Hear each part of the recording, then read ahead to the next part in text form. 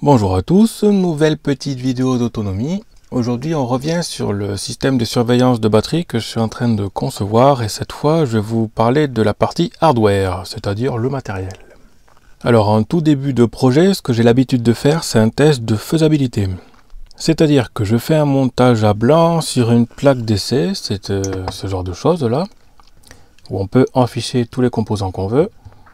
Et ensuite, avec des câbles Dupont, je branche ça sur l'Arduino. Bon là, il se trouve que je n'avais plus de câble Dupont, donc je fais ça avec du câble rigide un peu à l'arrache, mais bon, le principal c'est que ça fonctionne et que ça me permette de tester le système. Donc l'Arduino, pour rappel, hein, j'ai fait quelques vidéos dessus il y a plusieurs années, et puis vous pouvez trouver toutes sortes d'informations sur internet, donc je ne vais pas trop détailler, mais en gros c'est un système de microcontrôleur qui est là-dessus, avec toutes sortes de broches d'entrée-sortie, qu'on peut programmer donc pour lui dire de faire telle ou telle chose en fonction de ce qu'on veut faire. Alors l'Arduino ça alimente par défaut par l'USB quand on le programme, ça il fournit donc un 5 volts et qui est disponible ensuite sur la carte avec du 3 volts 3. Et on peut aussi l'alimenter ici jusqu'à 12 volts par cette prise là. Et avec ce microcontrôleur j'ai eu toutes sortes de cartes, donc ça c'est une carte réseau qui vient simplement se plugger là-dedans, qui permet d'ajouter une couche réseau en fait au microcontrôleur de base. Pour pouvoir utiliser cette carte réseau, il y a des librairies, c'est ce qu'on trouve sur internet, hein, c'est tout open, c'est tout ouvert on va dire, donc utilisation libre.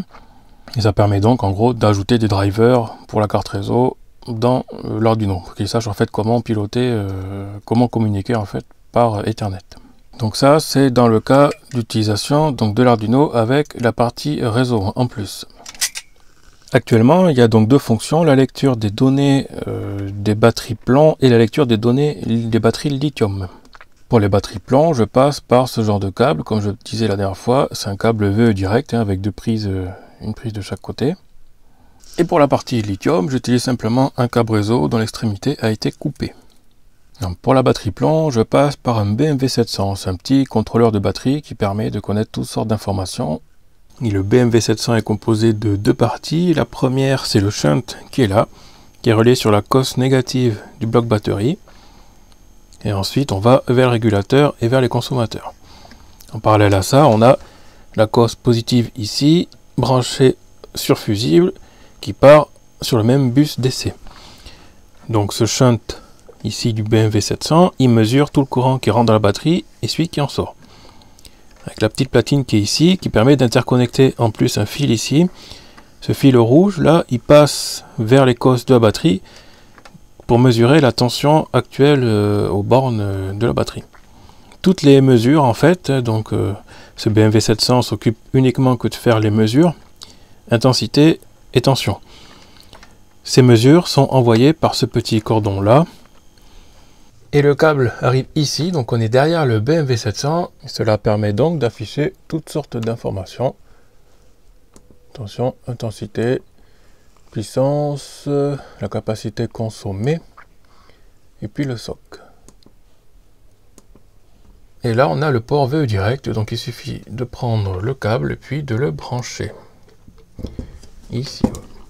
Rien de très compliqué. Et à l'autre bout du câble que je viens de brancher derrière le BMV700, j'ai simplement piqué les deux fils là dans les broches ici. Les fils directement, ce qui me permet en fait de récupérer la liaison série ici sur l'entrée de l'Arduino là. Donc la partie série, ce sont ces deux fils là qui vont avec le câble VE direct. Et pour les batteries Pilontech, il suffit de repérer la batterie maîtresse. C'est celle qui n'a rien de connecté sur le port Link 0 ici.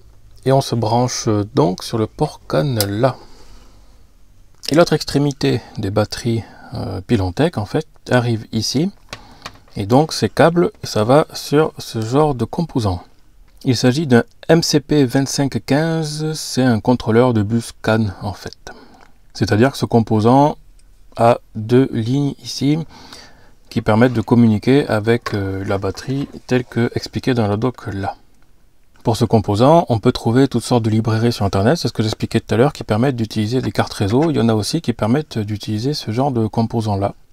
Et du coup, pour la partie ici CAN, c'est cette platine qui est là, c'est la même hein, que j'ai mis ici, avec toutes sortes de câbles branchés sur la liaison SPI de l'Arduino.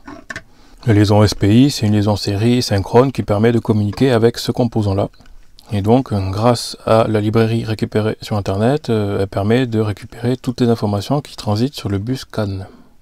D'un point de vue hardware, il y a donc très peu de composants en fait. L'Arduino, sa carte réseau, un câble vers le BMW 700 pour les batteries plomb, un câble réseau vers les batteries lithium, qui est connecté au driver ici, un driver de bus CAN, et puis ici sur l'Arduino. Donc c'est vraiment très simple et minimaliste, il n'y a pas grand chose. Bien sûr, il ne s'agit que d'un système pour tester la faisabilité, donc c'était en fait pour valider le principe si je pensais arriver à faire aboutir ce projet ou pas. Et vu que ça fonctionne plutôt bien, du coup je vais pouvoir passer maintenant à la réalisation d'une carte qui sera un peu plus propre, hein, bien sûr, qui contiendra en fait le driver dessus et puis d'autres composants. Et ce montage permettra aussi de piloter ceci. Donc ça, il s'agit de cartes relais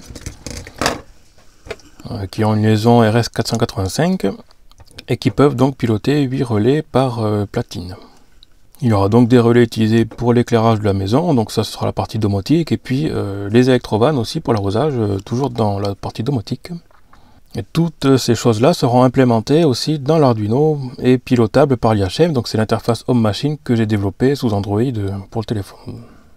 Au final, on aura donc quelque chose qui ressemblera avec ça, avec une carte un peu plus large ici, à laquelle sera soudé en plus ce connecteur-là, et puis de quoi connecter le port VE direct ici. Mais là, on va donc passer à la partie soudure. C'est un peu moins drôle hein, que la programmation, je préfère la programmation, c'est sûr. Seulement, ce genre de maquette était importante pour valider le principe et être sûr que je puisse arriver au bout de ce projet, quoi. Voilà, et là, grosso modo, il m'a fallu 4 jours à temps plein pour développer la partie récupération des données, puis l'IHM sur le téléphone, la communication sur prise réseau.